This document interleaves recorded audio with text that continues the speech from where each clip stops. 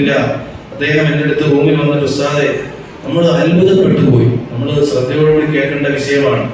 അദ്ദേഹം ഒന്ന് പറഞ്ഞു പോയി, ഒരുപാട് ആളുകൾ നമ്മുടെ മാടന്തര ജമാഅത്തിന്റെ പരിസരത്ത് തന്നെ 350 വീടുകളുള്ള 300-ലധികം വീടുകളുള്ള ഒരുപാട് ആളുകൾ താമസിക്കുന്ന സമ്പന്നരും അതിസമ്പന്നരും പാവപ്പെട്ടവരും സാധാരണക്കാരും എല്ലാവരും ഒരുമിച്ച് ചേർന്നുകൊണ്ട് താമസിക്കുന്ന ഒരു മനോഹരമായ പ്രദേശമാണ്.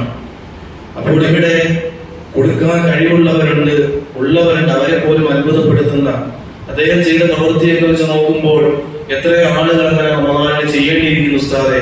കാരണം അദ്ദേഹത്തിന് അങ്ങനെ കൊടുക്കാൻ ത്രാണിയുള്ള ആളല്ല, വലിയ ജോലിയുള്ള ആളല്ല, വലിയ സമ്പത്തുള്ള ആളല്ല. പക്ഷേ അയാള് ഏതാണ്ട് 10-15 വീടുകളില്, തന്റെ പ്രദേശത്തുള്ള ചില വീടുകളില് 2 കിലോ അരിയും 200 രൂപയും വെച്ചിട്ട് കുറച്ച് വീടുകൾ ഇങ്ങനെ കൊണ്ട് കൊടുക്കുകയാണ്, റമദാനിന്റെ പുണ്യം പ്രതീക്ഷിച്ചുകൊണ്ട്. അൽഹംദുലില്ലാഹ്, അതൊക്കെ വലിയ നമ്മൾ മനസ്സിലാക്കേണ്ട, നമ്മൾ അതൊക്കെ വളരെയധികം ആലോചിക്കുകയും അദ്ദേഹത്തിന് വേണ്ടി ദുആ ചെയ്ത് കൊടുക്കുകയൊക്കെ ചെയ്യേണ്ട ഒരു അമലാണ് അദ്ദേഹം ചെയ്തത്. അൽഹംദുലില്ലാഹ്, അല്ലാഹു സ്വീകരിക്കുമാറാകട്ടെ. പടച്ചറബിന്റെ വലിയ കരുണ അദ്ദേഹത്തിന് അല്ലാഹു നൽകുമാറാകട്ടെ. ഇതൊക്കെ വലിയ മാതൃകായോഗ്യമാണ് നമുക്ക് എല്ലാവർക്കും.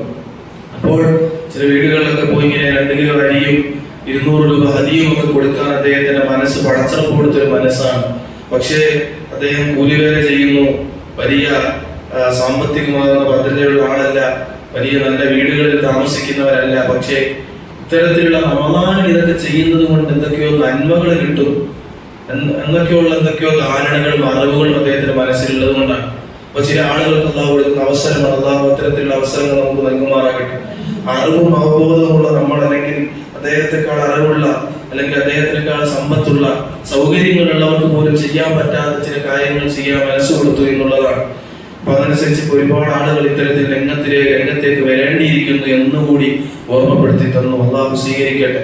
അൽഹംദുലില്ലാഹ്, നമ്മളാരെ സഹായിക്കത്തില്ലെന്നല്ല, ഈ പള്ളിയുടെ പ്രവർത്തനങ്ങൾ, നോമ്പുതുറകൾ, മറ്റുള്ള പ്രവർത്തനങ്ങൾ, ഒരുപാട് കാര്യങ്ങളൊക്കെ ഇവിടെയുള്ള നല്ലവരായ മോഹിനികളെ കൊണ്ട് നടന്നു പോകുന്നെങ്കിലും ഒറ്റപ്പെട്ട ഇത്തരത്തിലുള്ള പ്രവർത്തനങ്ങൾ നമ്മൾ പ്രത്യേകം എടുത്തു പറയേണ്ടിയിരിക്കും. കാരണം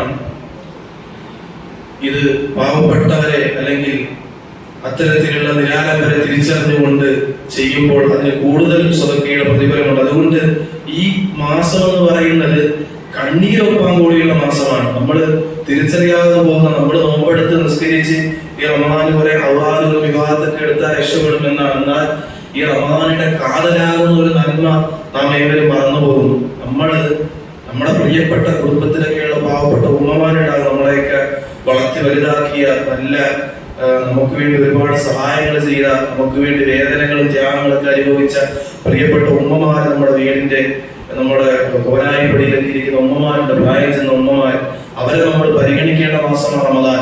നമ്മുടെ കുടുംബത്തിലുള്ള പ്രായം ചെന്ന ഉമ്മമാര്, നമ്മളെ പ്രയാസത്തിന്റെ സമയത്ത് നമ്മളെ സഹായിച്ചവര്, ഇത്തരത്തിലുള്ളവരെ നമ്മൾ ഓർക്കുകയും കുടുംബബന്ധം പുലർത്തല്, അതാണ് ഇത്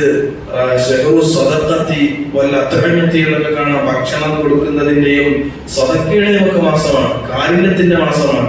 അപ്പൊ കുറെ പാവങ്ങളായ ആളുകളുടെ കണ്ണീരൊപ്പാനുള്ള ഒരു മനസ്സ് സഞ്ചാരമാകേണ്ട മാസമാണ്. അത്തരത്തിൽ നമ്മുടെ ഗുരുനാഥന്മാര്, നമ്മുടെ ഉമ്മമാര്, നമ്മുടെ ഉപ്പമാര്, പ്രായം ചെന്നവര്, പാവപ്പെട്ടവര്, ഇവരെയൊക്കെ സഹായിക്കാൻ ധാരാളം കൊടുക്കണമെന്നല്ല, കഴിയുന്ന രൂപത്തിൽ എന്തെങ്കിലുമൊക്കെ സ്വതക്ക, ഒന്ന് നോമ്പ് കാണാൻ ചെല്ലല്, ഇതൊക്കെ വലിയ പുണ്യമുള്ള അമലാണ്. ഇതൊക്കെ ചെയ്യുമ്പോൾ അല്ലാഹു റബ്ബ് സുബ്ഹാനഹു വ തആല നമ്മളെ ഇഷ്ടപ്പെടും. അത്തരത്തിൽ നന്മകൾ ചെയ്യാൻ നമുക്ക് അല്ലാഹു തൗഫീഖ് നൽകി അനുഗ്രഹിക്കുമാറാകട്ടെ. അപ്പൊ അതൊക്കെ റമദാനിന്റെ കാതലാകുന്ന അമലാണ്. പ്രത്യേകിച്ച് സ്വതക്ക ചെയ്യുമ്പോഴൊക്കെ ഏറ്റവും കുടുംബത്തിലുള്ളതാകുന്ന ആളുകൾ, കുടുംബത്തിൽ പാവങ്ങളാകുന്ന സ്വതക്ക അർഹിക്കുന്നവരുണ്ടെങ്കിൽ അവർക്ക് കൊടുക്കുന്നതിന് ഇരട്ടി പ്രതിഫലമാണ്. കുടുംബബന്ധം ചേർത്തുന്നതിന്റെയും സ്വതക്ക ചെയ്തതിന്റെയും പ്രതിഫലം. അതുകൊണ്ട് നമ്മൾ അത്തരത്തിൽ ജീവിതത്തിൽ വളരെ കഠിനമാകുന്ന പ്രയാസങ്ങളൊക്കെ അനുഭവിക്കുന്നവരുടെ അത്തരത്തിലുള്ള രക്ഷപ്പെടുത്തിയാൽ അള്ളാഹു വലിയ കൂലി തരും. ചില ആളുകൾക്ക് കിടക്കാണ് പോലും ജപ്തി ചെയ്യപ്പെടേണ്ട അവസ്ഥയിൽ പ്രയാസപ്പെടുന്നവരൊക്കെ ഉണ്ടാകും. അത്തരത്തിലുള്ള ആളുകൾക്കൊക്കെ നമ്മൾ എന്തെങ്കിലുമൊക്കെ സഹായം ചെയ്യുമ്പോൾ, നമ്മൾ അത്തരത്തിലുള്ള ആളുകളെ തിരഞ്ഞിട്ട്, ഇന്ന് നമ്മുടെ വിഷയമല്ല പറയുന്ന, പല സ്ഥലങ്ങളിലും കാണുന്ന വിഷയമാണ്. കുടുംബത്തിൽ അത്തരത്തിൽ ദാരിദ്ര്യത്തിന്റെ കുടുക്കില് പലിശ കേൾക്കണിയിലൊക്കെ പെട്ട് വീട് പോലും ഇല്ലാതെ ഉള്ളവരുണ്ടാകുമ്പോഴും ചില ആളുകൾ കുടുംബത്തിൽ നല്ല അതിസമ്പന്നന്മാരുണ്ടാകും. അവരെന്ത് ചെയ്യും? ഈ പാവങ്ങളാകുന്ന പാവപ്പെട്ട കുടുംബത്തിലുള്ളവർക്ക് കൊടുക്കുന്നതിനപ്പുറത്തേക്ക് കൊണ്ടുപോയി പള്ളിക്ക് കൊടുക്കും. പള്ളിക്ക് കൊടുക്കേണ്ടതിനെ പള്ളിക്ക് കൊടുക്കുന്നതിന് പ്രതിഫലം. പള്ളിക്ക് കൊണ്ടുപോയി 4 ലക്ഷം അല്ലെങ്കിൽ പിന്നെ വലിയൊരു പ്രൊജക്ട് ചെയ്തു കൊടുക്കും. ഇതിനേക്കാളൊക്കെ പുണ്യമാണ് ഈ കുടുംബത്തിൽ ഈ പാവപ്പെട്ടവരാകുന്ന വീടില്ലാതെ അല്ലെങ്കിൽ വീട്ടിൽ നിന്ന് ഇറക്കി വിടും, സ്വന്തം വീട് തന്നെ നഷ്ടപ്പെടാൻ പോകുന്ന ഒരാൾക്ക് ഒരു സഹായം കൊടുക്കേണ്ട സമയത്ത് അത് ചെയ്തു കഴിഞ്ഞാൽ അള്ളാഹു വലിയ പ്രതിഫലമാണ് കൊടുക്കുന്നത്. ഒരു കുടുംബത്തെ രക്ഷപ്പെടുത്തിയതിന്റെ അവരുടെ ആ കണ്ണുനീരുള്ള പ്രാർത്ഥന എന്നൊക്കെ പറയുന്നത് അത് മാത്രം അതിന് വിശ്വാസി രക്ഷപ്പെടാനും സ്വർഗപ്രവേശനത്തിൽ.